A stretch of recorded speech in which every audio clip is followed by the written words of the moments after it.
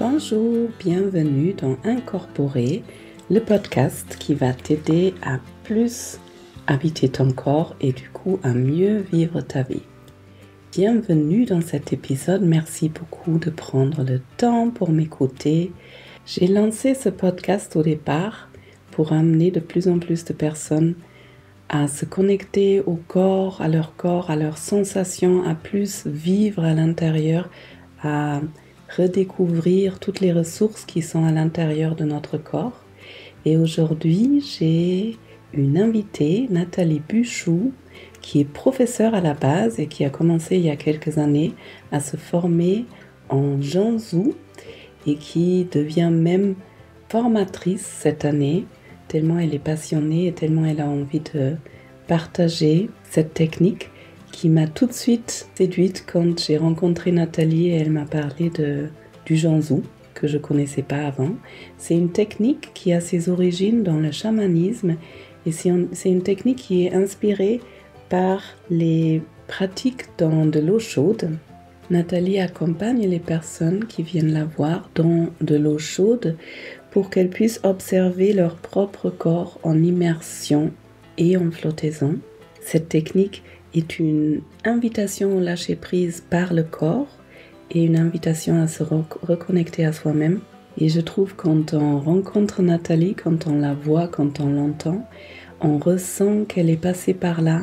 L'eau, pour moi, c'est un élément qui coule, qui est fluide et qui est très très très puissant. Et chez Nathalie, j'ai l'impression de sentir cette fluidité, cette puissance, cet ancrage. Elle va nous parler du mouvement qui pour elle est la vie et de ce lien qu'on peut avoir avec notre corps qui nous envoie des messages et qui essaye de communiquer avec nous. Nathalie nous explique comment, quand on arrive à comprendre les messages de notre corps, il peut vraiment devenir un allié. Et elle nous partage son chemin personnel où elle est partie d'une personne qui avait vraiment très très peur de l'eau depuis toute petite à devenir apnéiste, à adorer l'eau, à adorer être dans l'eau maintenant. J'espère que cet épisode va t'inspirer, qu'il va te donner envie de plus te mettre en contact avec ton corps, à mieux communiquer avec lui, et peut-être aller dans des eaux chaudes aussi pour goûter à ce lâcher-prise profond. Et c'est parti pour l'épisode.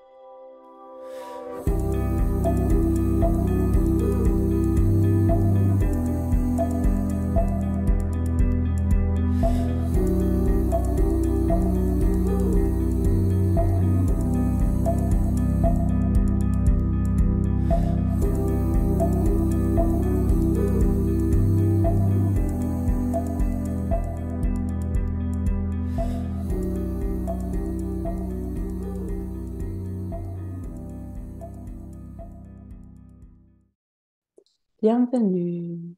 Merci. Bienvenue pour cette interview.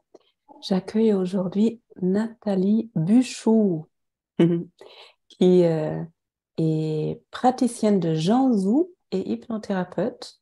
On s'est rencontrés aussi à l'Arche à Avignon. J'ai rencontré Nathalie, à vrai dire, vraiment, je crois, le dernier soir, après 7 jours d'apprentissage d'hypnose. Et je lui demandais ce qu'elle faisait dans la vie. Et ça m'a tellement passionnée, la pratique du Jiangsu, que je ne connaissais absolument pas, que je lui ai tout de suite demandé, je lui ai dit, je vais faire un podcast, est-ce que tu serais d'accord pour venir en interview? Et voilà, c'est l'occasion pour qu'on se revoie. Merci beaucoup, Nathalie, je suis ravie de t'accueillir. Merci à toi. Merci, je suis ravie d'être là avec toi. J'aime bien commencer le podcast avec une question. Et pour toi, la question, ce serait le corps. Le corps, ça représente quoi pour toi? Si j'évoque le mot corps, qu'est-ce qui te vient à Alors, l'esprit? le premier mot qui me vient, c'est allié. Pour moi, le corps est un allié précieux et j'ai mis très longtemps à le découvrir en fait. Et c'est grâce à l'eau que je l'ai découvert. Et c'est vrai, ta question est intéressante parce que ça me ramène directement au Janzu en fait. Pour Waouh, moi, le corps est un allié et c'est l'eau qui m'a permis de le découvrir. ça me donne des frissons partout. Ta réponse. C'est très beau, Amalier. Ok. Est-ce que je n'ai rien dit là tout de suite? Est-ce que tu veux décrire un peu ce que c'est le Janzu pour les personnes qui n'ont jamais Oui, entendu ce nom?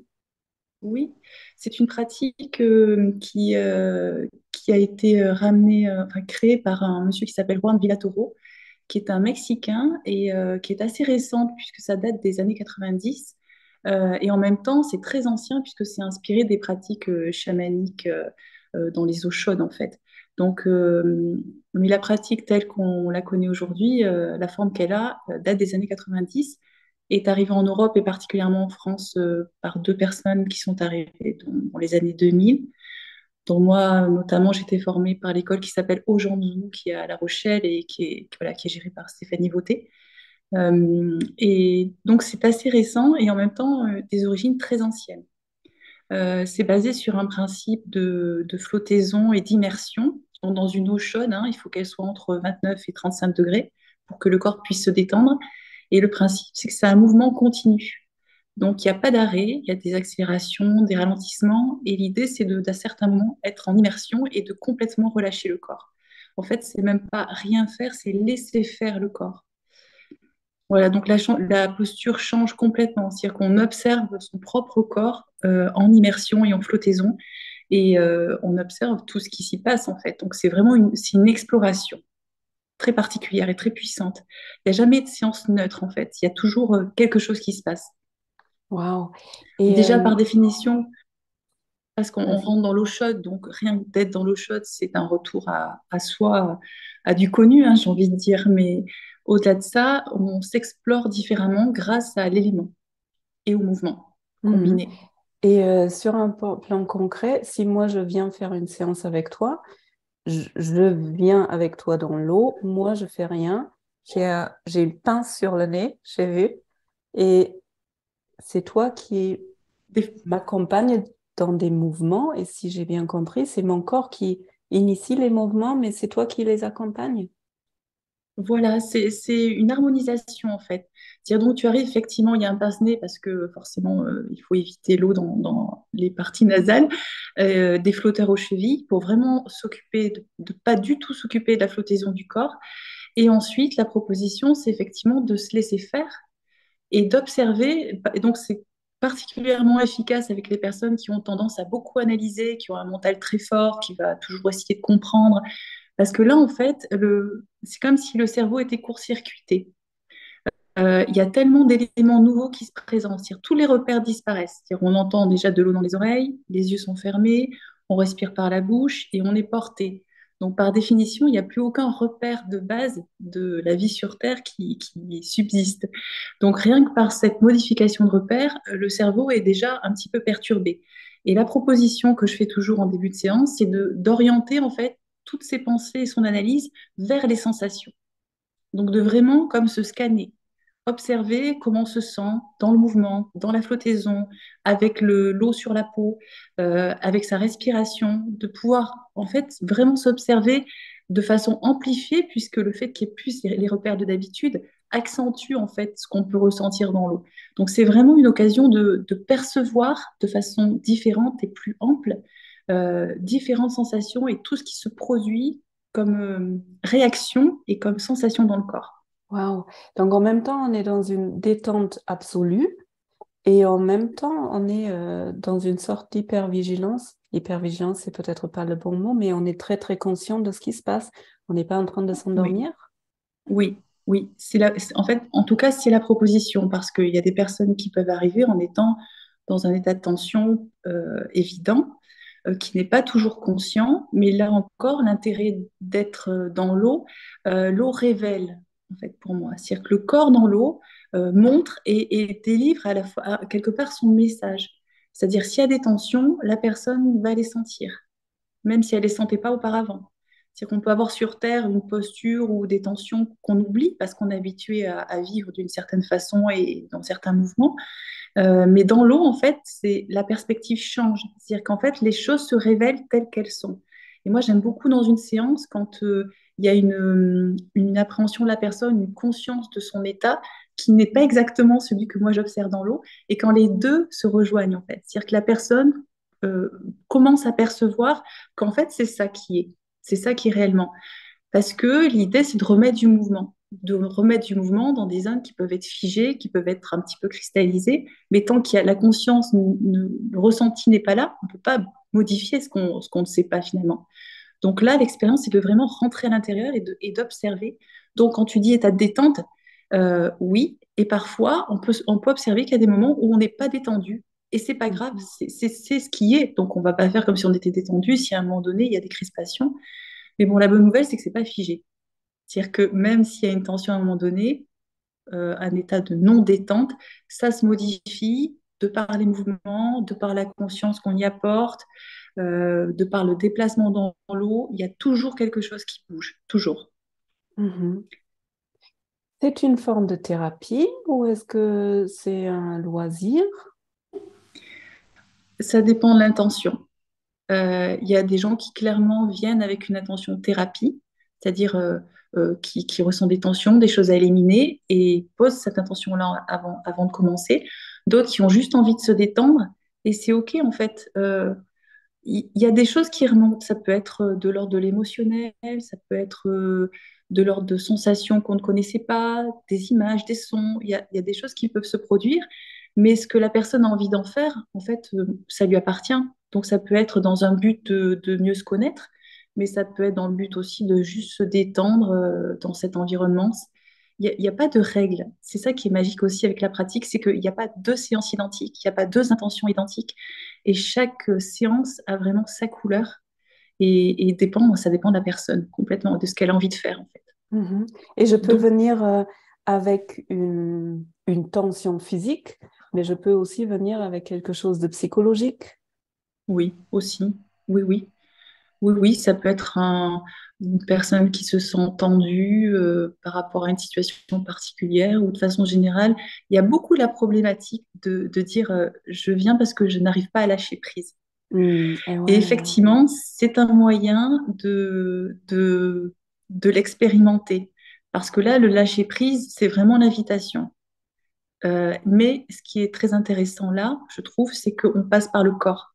Si on invite le corps à lâcher prise, et finalement le reste suit, l'esprit suit. Mais l'entrée, la porte d'entrée, c'est le corps. Hmm. C'est lui qui va avoir son espace pour pouvoir, s'il est prêt à ça, vraiment s'abandonner profondément. L'eau, le fait d'être enveloppé, en fait, d'être vraiment déjà en flottaison, mais le fait d'être entouré d'eau, d'être supporté par l'eau, permet un état de profondeur, de détente que personnellement, je ne retrouve pas sur Terre. Même en méditation, où pour moi, il y a toujours une posture. Là, le fait d'être enveloppé par l'eau, la profondeur de la détente peut être d'autant plus importante. Mhm. Et si je suis quelqu'un qui n'arrive pas à lâcher prise, justement, euh, en tout cas, je connais des personnes pour lesquelles c'est pas du tout facile de lâcher dans l'eau, parce que ça peut aussi provoquer des angoisses, justement, de ne pas pouvoir respirer. Oui, donc si Est-ce que ça m'amène forcément au lâcher prise ou est-ce que il y a des personnes qui restent toute la séance super tendue, voire il y a tout, encore plus ouais, tendue? non, encore plus tendu, ça n'arrive jamais. Par contre, l'état de la personne tel qu'elle arrive au départ évolue. Il y a toujours quelque chose qui bouge. Alors, tu parlais tout à l'heure de venir dans un sens de thérapie. Il y a effectivement des gens qui viennent plusieurs séances parce qu'il se passe déjà quelque chose à la première et qui sentent qu'il y a besoin de continuer en fait à l'explorer pour que ça continue à se dénouer. Et c'est ce qui se produit. Ah, par exemple, j'ai des premières séances où des gens peuvent avoir, par exemple, des tremblements très importants dans le corps, involontaires, hein. C'est comme si le corps manifestait Mhm. un trop-plein ou des mouvements qu'il retenait et qu'il exprime souvent à la première séance. Donc des tremblements très importants ou ça peut être des raideurs. Et ils prennent conscience de tout ça en fait. Donc là, c'est vu. Et une fois que c'est vu, ça peut évoluer. Donc l'intérêt de poursuivre en fait, c'est que ça ne reste pas figé et qu'au fur et à mesure, la détente, le lâcher-prise peuvent être de plus en plus profonds. C'est la même chose pour le rapport à l'immersion. Puisque, comme je te disais, il y a des moments où la personne va sous l'eau. Ces moments-là, je les présente toujours comme étant, ce n'est pas de l'apnée forcée. C'est-à-dire que je regarde comment la personne respire et je m'adapte à sa respiration. Et donc, à Mhm. certains moments, je fais un signal, tu vois, sur le poignet ou sur l'épaule pour dire juste fermer la bouche. Pour que la personne ne soit pas surprise, même si on peut avoir la bouche ouverte sous l'eau, c'est toujours mieux, là, dans cette expérience, je trouve au moins au début, de savoir que, bon, ok, là, j'ai le signal, je ferme la bouche et je vais aller sous l'eau. Mais je suis en lien avec la respiration. Si à aucun moment la personne manque d'air. Et ça, c'est une expérience très particulière, le rapport à la respiration. Parce qu'une personne qui est dans un abandon total, comme ça se produit très souvent, ne pense plus à sa respiration. Et pour moi, c'est le signe de validation absolue. C'est que la personne me dit, mais je n'avais plus besoin de respirer. Je ne pensais plus à la respiration. Comme s'il y avait un système de respiration interne qui se mettait en place. C'est Ouais. très étonnant, hein. C'est très étonnant. Et me dire, mais je suis mieux sous l'eau. Le nombre de fois, je crois que c'est une des phrases que j'entends le plus souvent, c'est je suis mieux sous l'eau, même chez des personnes qui avaient une appréhension de l'eau au départ. Waouh, c'est super intéressant. Cette, ce truc de ne plus avoir besoin de respirer, dans le yoga que je pratique, c'est un peu, si on peut dire, un des buts. On commence par une respiration grossière qu'on apprend à moduler et au fil des années, on arrive à un non-souffle. Et il y a vraiment des Mm. états méditatifs à la Mm. fin d'une séance et quand on est entraîné, on y arrive assez rapidement et on peut rester mais des minutes et des dizaines de minutes sans respirer et sans faire aucun effort. Et c'est juste une autre forme de respiration qui prend le relais. J'ai l'impression que c'est une énergie qui prend le relais. J'ai plus Exactement, besoin exactement. de ce souffle d'air, d'oxygène. Ça me rappelle ça. Oui, oui, on peut l'observer dans l'eau, ce que tu dis. Vraiment, c'est saisissant. Et les gens qui observent disent, mais comment il fait pour rester aussi longtemps sous l'eau? Mais en fait, ça se fait. Ça se fait. Et c'est ça qui est magique, c'est qu'il n'y a aucun effort à faire. Hmm. Et tu C'est disais que ça a des racines dans le chamanisme. Donc c'est quelque chose de très ancien et de spirituel, on pourrait dire. alors, ça dépend la définition qu'on donne à spirituel. Euh, pour moi, c'est une reconnexion à soi, une profonde reconnexion à soi. C'est-à-dire au-delà des histoires qu'on se raconte sur sa vie, parce qu'on a tous notre histoire, en fait, et notre vision de notre passé. Donc, les personnes arrivent avec une représentation d'eux, déjà, et aussi de leur lien à l'eau.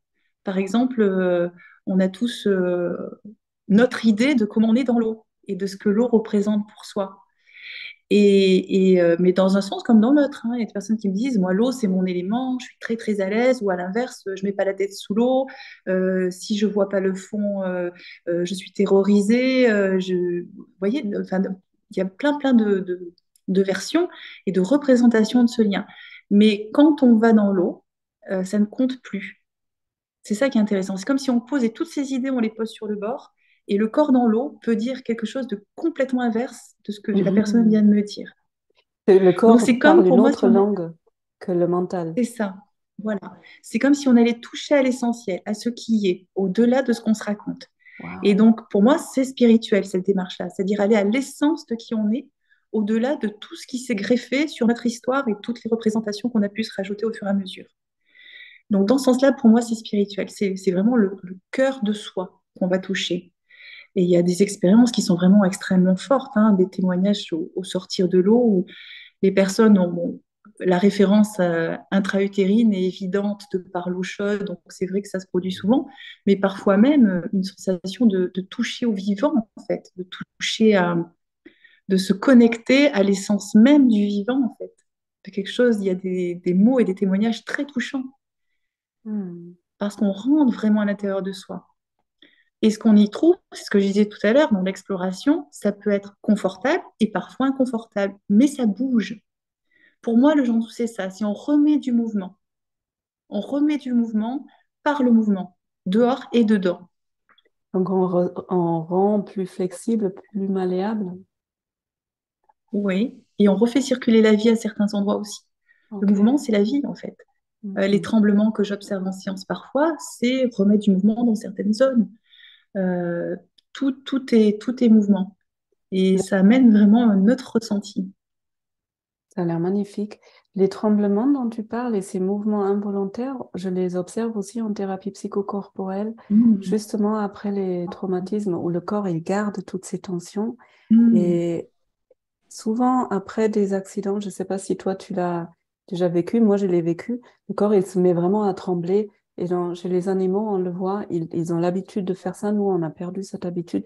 Et par ces tremblements et les mouvements involontaires, le corps, il dégage cette L'élimine. énergie, et Oui, il oui, élimine. oui, Et comme nous, dans oui. notre société, on n'a pas l'habitude, ben, on garde ça à l'intérieur.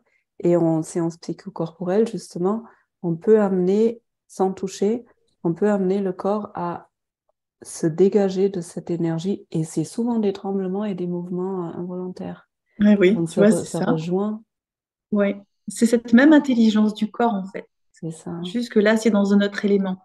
Mais ce qui est fou avec l'eau, c'est que donc j'imagine que dans ta pratique aussi, c'est très rapide.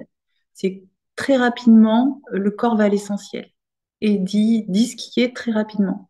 Donc ça, c'est magnifique parce que la personne en a conscience. Moi, je le vois aussi. Donc on en parle après aussi, hein, de la lecture du corps dans l'eau, de ce que ça a fait, des émotions que ça a générées. Parce qu'il y a aussi parfois des émotions qui remontent. C'est surprenant parce que parfois, il n'y a même pas de mots sur l'émotion en question. C'est que la personne ne peut même pas identifier. Il y a quelque chose qui monte sans trop savoir ce que c'est exactement, mais en tout cas, c'est évacué d'une certaine façon. Donc, c'est une pratique que je trouve incroyable. Ah Incroyable. ouais, et ça me rappelle, tu sais, des fois, il y a des choses qui se passent très très tôt dans la vie, quand le cerveau il n'a pas encore développé le Mm, langage, et en psychocorporel, des fois, tu as des traumatismes ou des blocages qui datent de ce moment-là, très très tôt, bébé. Et donc, c'est impossible de mettre des mots dessus, parce qu'à l'époque, il n'y avait pas encore des mots. bien sûr. Et on travaille avec des ambiances, le corps, les sensations, les mouvements. C'est Donc, ça. Pour oui, autant, au ça a niveau l'air... cellulaire et physique, c'est quand même Oui, engrammé, c'est quand même présent. exact. Et là, c'est une occasion d'exprimer, en fait, tout ce qui, comme tu dis, ce qui est retenu, ce qui a été emmagasiné au fil du temps. Waouh. Hum, j'ai quand même une question là, du coup.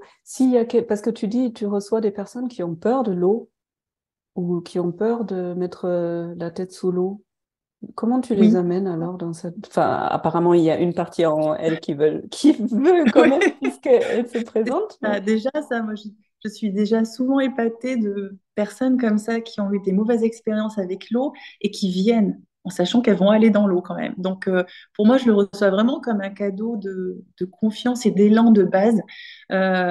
Donc, j'essaie vraiment de prendre soin parce que je trouve que c'est très précieux d'essayer de dépasser des blocages, des limitations qu'on se sent à un moment donné.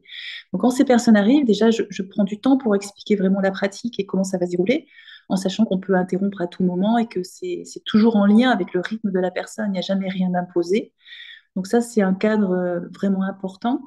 Et ensuite, c'est vraiment à son rythme, c'est-à-dire qu'il y a déjà le moment de flottaison euh, et que là, la personne arrive à sentir, déjà à se sentir en confiance, sentir qu'elle ne risque rien dans cette position, que son corps naturellement flotte et que le mouvement lui fait découvrir des sensations qu'elle ne s'autorisait pas jusqu'à présent. Donc cette phase de découverte est déjà précieuse, en sachant que je respecte aussi j'allais dire, le degré de traumatisme de la personne, c'est-à-dire l'immersion n'est pas systématique. Si la personne n'est pas prête, je ne vais pas passer en force à une première séance. Ça peut se faire à la deuxième, à la troisième. Voilà, c'est vraiment comment la personne s'ouvre petit à petit finalement. Dans le genre de traumatisme, il y a pas mal de personnes, par exemple, qui ont vécu enfant le fait d'être poussé à l'eau par le maître nageur. Mais il y a Mhm. toute une génération, je sais Je même pas connais s'il n'y en a pas. pas deux.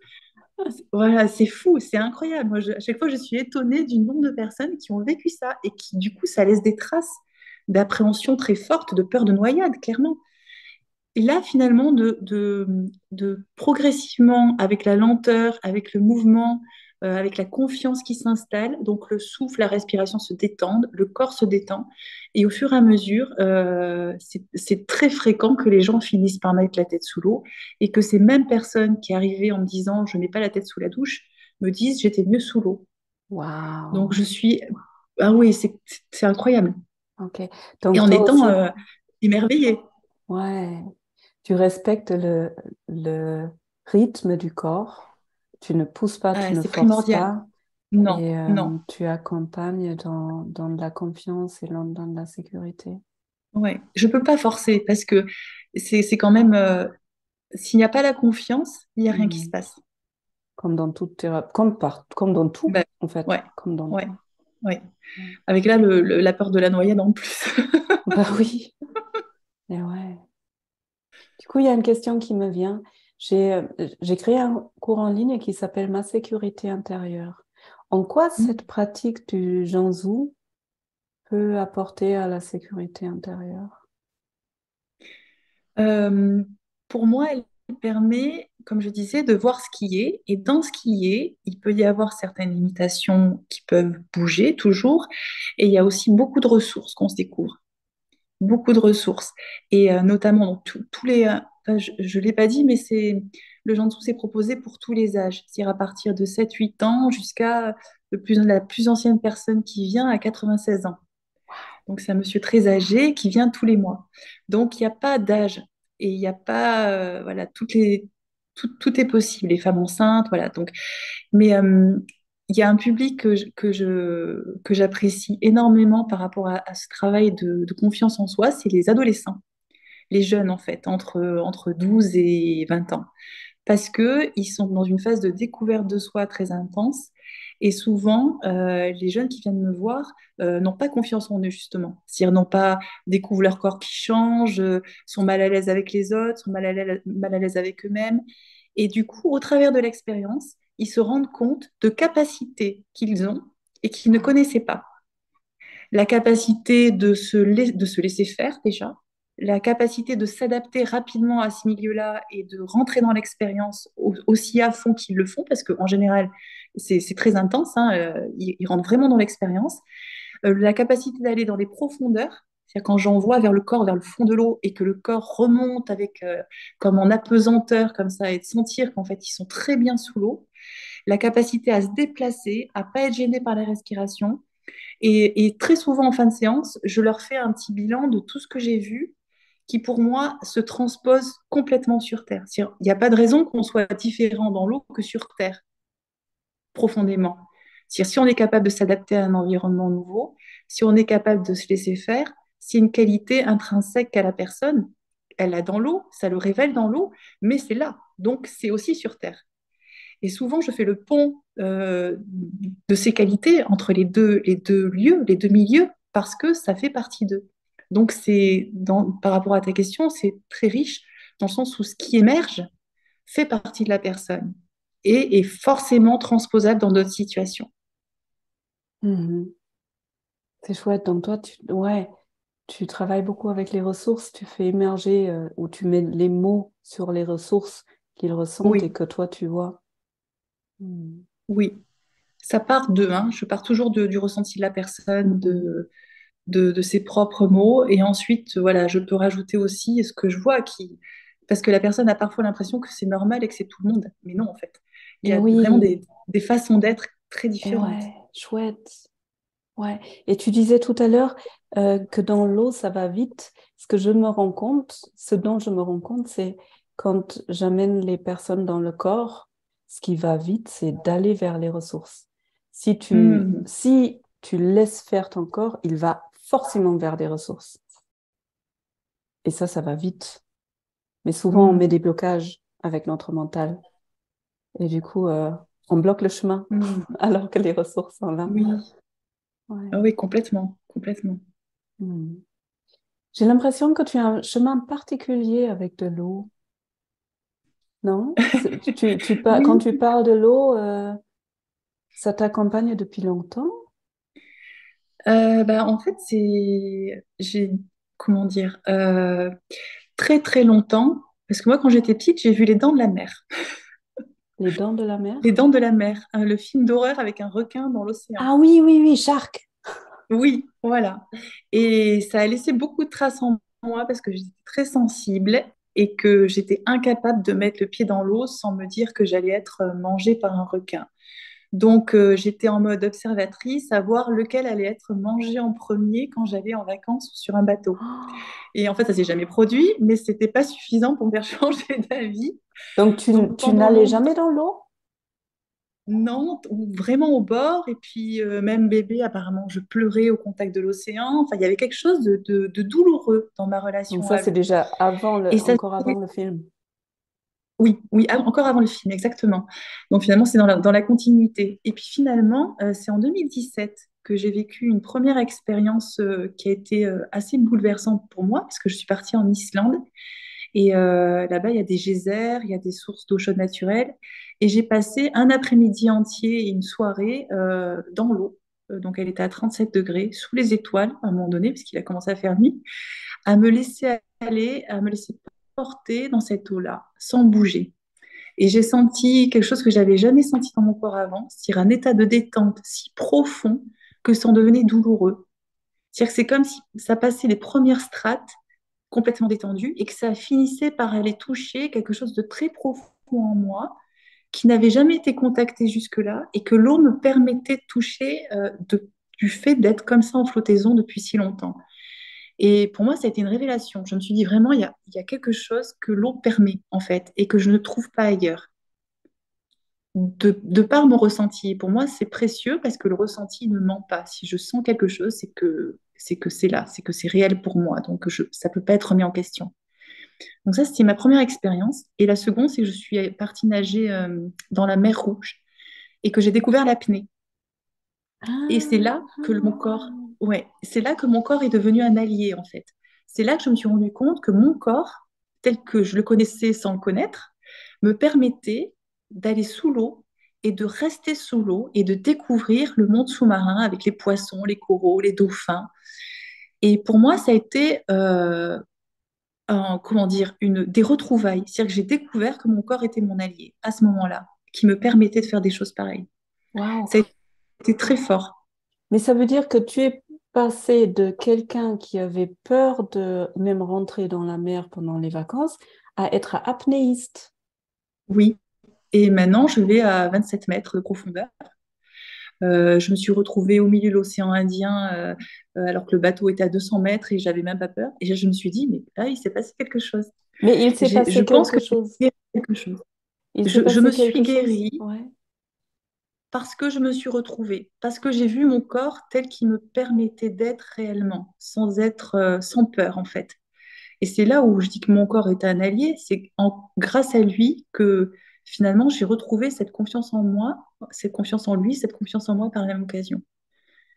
Et Waouh. voilà, donc, et tout s'est fait en même temps finalement. Quand j'ai découvert l'apnée, c'est là que j'ai vu aussi des personnes faire des soins dans l'eau lors de ces voyages et que du coup, c'était une évidence, c'est devenu une évidence Mhm. qu'il fallait que j'aille vers l'eau. Mais pour toi, ce moment de bascule, c'était en Islande alors? C'était pas, tu n'as pas été accompagné dans une forme de thérapie pour pouvoir Non. aller vers l'apnée. Il y a quelque chose qui s'est passé à un moment donné? Oui, c'est ces deux expériences en fait. C'est les deux. C'est à la fois en Islande de sentir si profondément dans mon corps, comme l'eau me permettait d'aller contacter une profondeur que je n'avais jamais contactée, et à la fois de sentir comme mon corps me permettait aussi d'aller dans une réelle profondeur, du coup la mienne, mais aussi celle de l'océan, et que je pouvais compter sur lui, et que cette pratique, contrairement à toutes les pratiques sportives que j'avais contactées jusqu'à présent, me permettait d'être efficace en étant détendue. C'est-à-dire plus j'étais détendue, dans l'apnée c'est ça, plus on est détendu, mieux on réussit, mieux on peut expérimenter et aller profond et longtemps. Et ça, j'ai trouvé ça merveilleux. Je dis enfin une pratique où en fait, il faut juste être le plus zen possible pour pouvoir y aller. J'ai trouvé Oui, ça beau comme mais idée. qu'est-ce qui t'a amené à expérimenter l'apnée alors que c'est une pratique dans l'eau?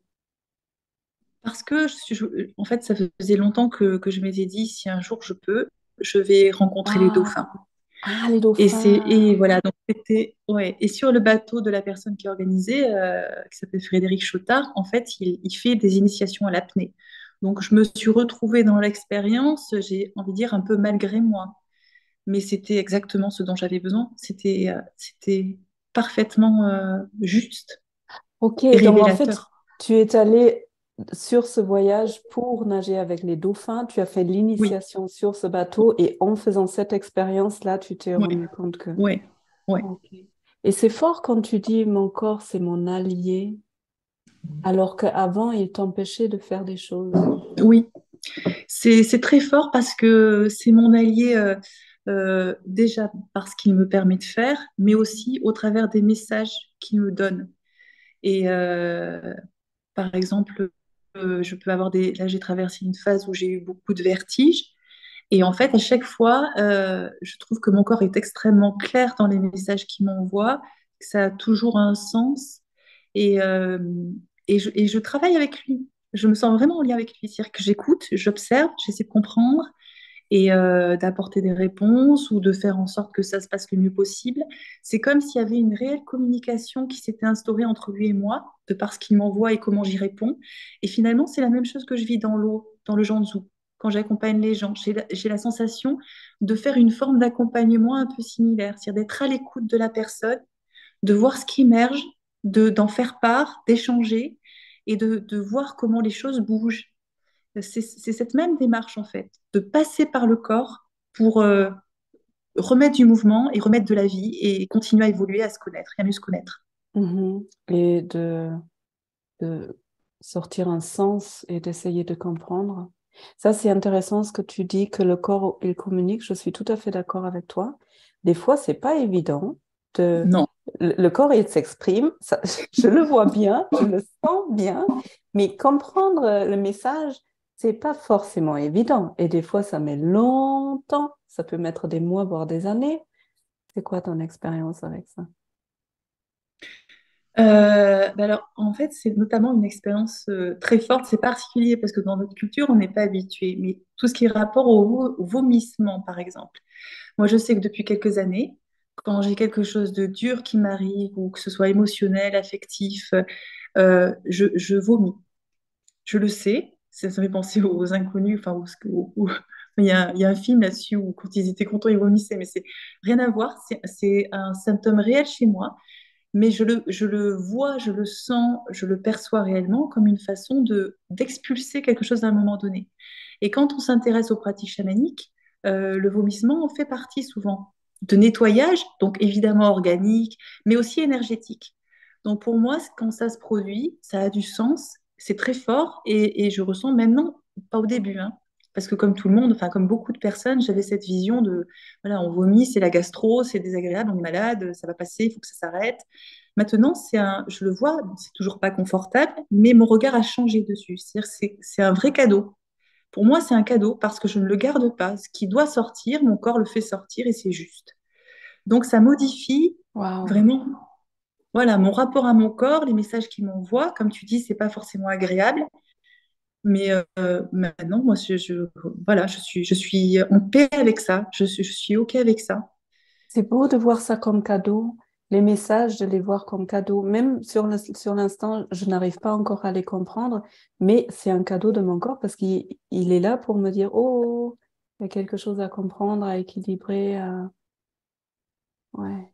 Ou du moins accueillir, parce que tu vois, même le fait de comprendre, j'en ai fait souvent le deuil aussi. Parce que vouloir à tout prix comprendre, il y a des situations où ce n'est pas possible, où je n'ai pas les éléments et je sens que je ne les aurai jamais réellement. Donc du coup, voilà, c'est comme ça. Et de plus en plus, j'apprends à faire ça. C'est aussi ce qui se passe dans l'eau. C'est OK, j'ai ça. On ne sait pas d'où ça vient, mais ça se produit. Donc si ça se produit, ben, autant l'accueillir et faire en sorte que ça continue à émettre de la fluidité pour que ça puisse se transformer. Et parce que des fois, on a envie de comprendre et parfois, il y a des gens qui me disent, ah, je pense que c'est dans une autre vie ou dans le ventre de ma mère. Je dis, oui, peut-être, peut-être. Mais j'ai envie de dire, à la limite, on s'en fiche en fait.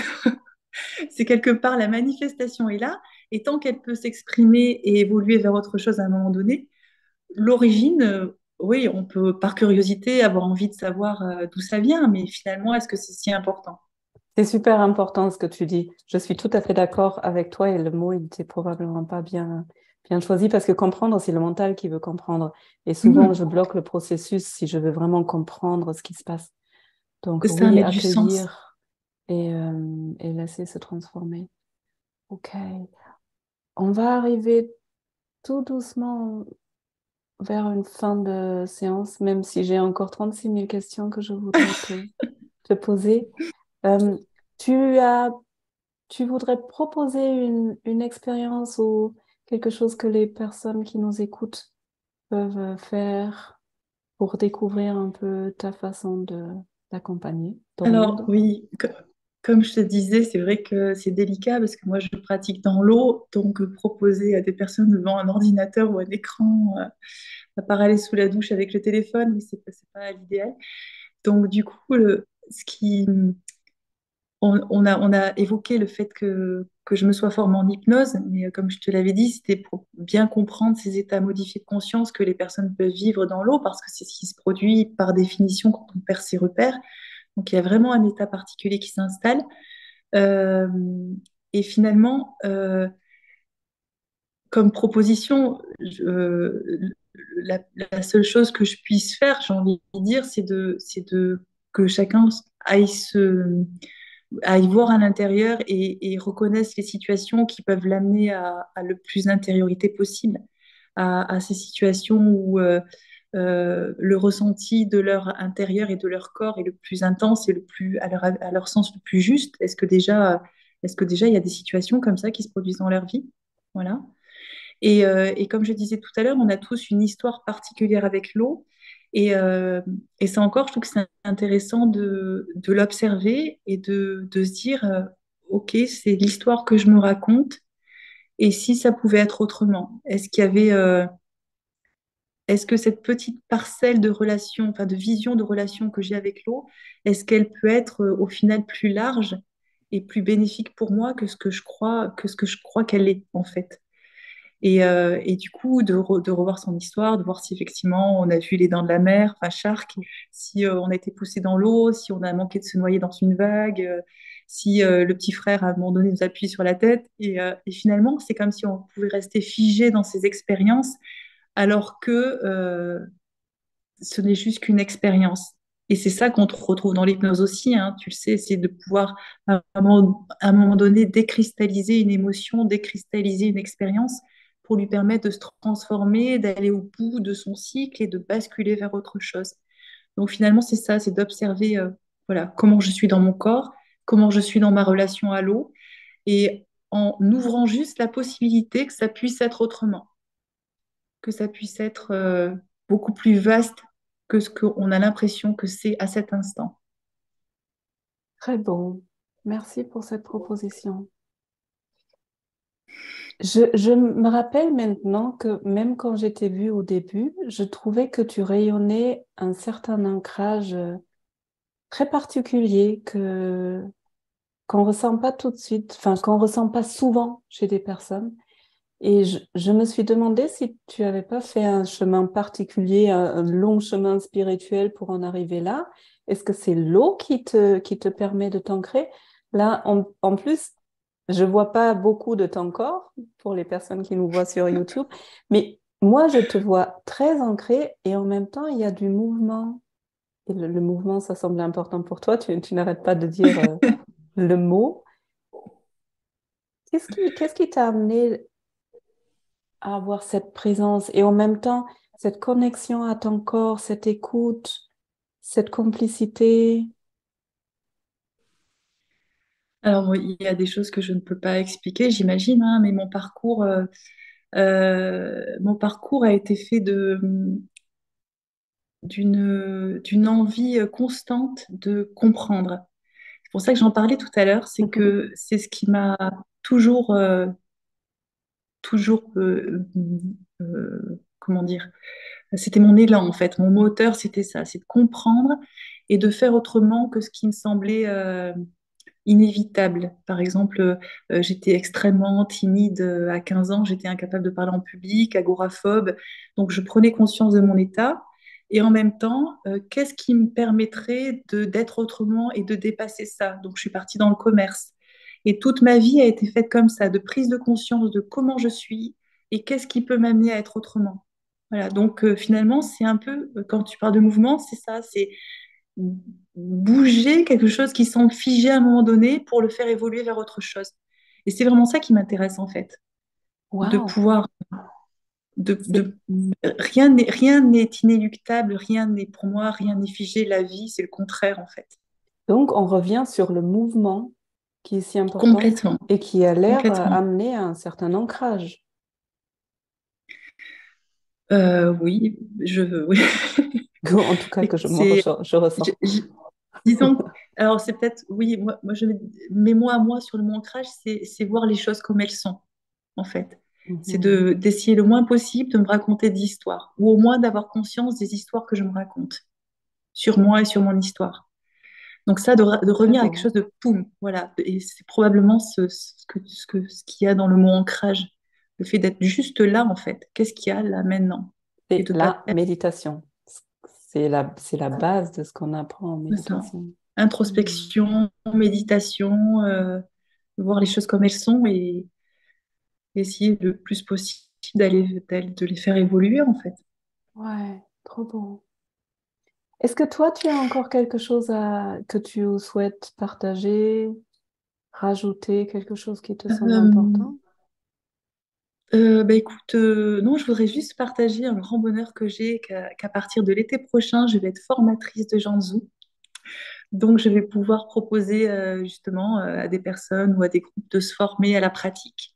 Et je suis ravie parce que pour moi, c'est vraiment un outil précieux qui peut être pratiqué voilà, dans l'océan, dans la piscine. Donc, je suis très heureuse de ce cap supplémentaire que j'ai sur mon parcours. De pouvoir continuer à l'allier à l'hypnose aussi, hein, parce que pour moi, l'hypnose, c'est remettre du mouvement dans l'esprit, comme le Jiangsu remet du mouvement dans le corps. Donc, ça donne une matière qui est extrêmement complémentaire. Donc, voilà, juste, je suis très heureuse de vivre cette expérience, là, d'avoir pu la partager avec toi, avec vous. C'est un beau cadeau. Waouh, donc il y aura plus de beaux formateurs de Janzu, de Exactement. praticiens de Janzu en France. Praticien. Oui, Hmm, oui, oui. super. Ça mérite d'être connu parce que c'est encore nouveau, hein, comme on disait. Et c'est un outil tellement puissant et tellement bénéfique quand on a envie vraiment voilà, voilà, encore une fois, de remettre du mouvement, voilà, ça vaut le coup de vivre l'expérience. Hmm, Vraiment. ça fait vraiment envie. Hmm. Pour ceux qui nous écoutent, je vais essayer de mettre une courte vidéo devant cette interview si vous voulez regarder. Ben, sinon, vous regardez chez Nathalie, bien sûr. J'ai une question que je pose à tout le monde à la fin de cet entretien.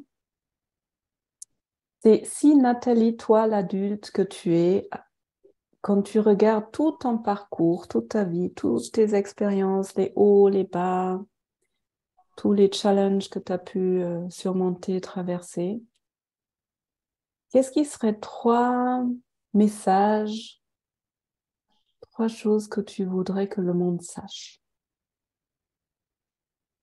suite à toutes Dire tes au monde au apprentissages? travers de tous les... J'ai du mal à l'exprimer. hum, Quand tu regardes ta vie, avec tous les hauts et les bas, tous tes apprentissages pendant toutes ces années, qu'est-ce qui serait trois essences qui te semblent importants que tu souhaites partager? euh, Trois sagesses. trop sagesse, mais bon, le mot est fort. Euh, Apprentissage alors, c'est ça. apprentissage. Euh, c'est déjà ce qu'il y a un rythme, c'est qu'il y a un rythme dans chaque chose. J'ai souvent été impatiente, euh, déterminée, et en même temps, la vie m'a montré qu'il y a un rythme pour les choses, de pas aller plus vite qu'un cycle qui est en train de se mettre en place, qu'il y a des choses que je ne vois pas, que je ne perçois pas, qui sont aussi à l'œuvre. Donc il y a vraiment une forme de patience, de laisser se faire les choses aussi, en fait. Pour moi, ça, c'est un derniers apprentissages que j'ai pu contacter. Euh, Ce qu'on disait depuis le début, le fait que le corps était un allié, pour moi, c'est vraiment quelque chose d'extrêmement précieux à prendre en compte, de pouvoir l'écouter, de pouvoir l'entendre, même si c'est pas forcément compris, mais au moins qu'il y ait cette attitude ouverte à qu'est-ce qui se passe en moi. Euh, Troisième, que l'indicateur, c'est la joie. Oh, Que quand quelque chose met en joie, c'est que c'est le bon chemin. je suis tout à fait d'accord avec toi. Trop beau, merci. Quelle Merci à richesse toi. dans tes apprentissages. Merci, merci pour ce magnifique échange qui est passé Merci à toi. vite. Si quelqu'un nous écoute et se dit, oh là là, ça a l'air trop bien, j'ai envie de rencontrer Nathalie, j'ai envie de me lancer dans la formation ou j'ai envie de essayer d'expérimenter une séance dans l'eau avec elle, où est-ce qu'on te trouve? Alors, j'ai un site waterspace.fr, donc water comme waterspace et .fr, et ensuite, bon, il suffit de taper mon nom sur Internet et les coordonnées sur Facebook aussi. Je suis sur Facebook à mon nom, Nathalie Buchou. Je peux être contactée facilement par ce biais. Voilà. Super. Je mettrai ça dans les show notes. Comme ça, les gens Merci peuvent beaucoup. venir te Avec contacter. grand plaisir. Merci, c'était un vrai plaisir. Euh, ouais, le corps. La question au départ, elle était bien choisie, hein. Oui, Elle est venue à moi en pensant à toi. ah, elle était juste parfaite.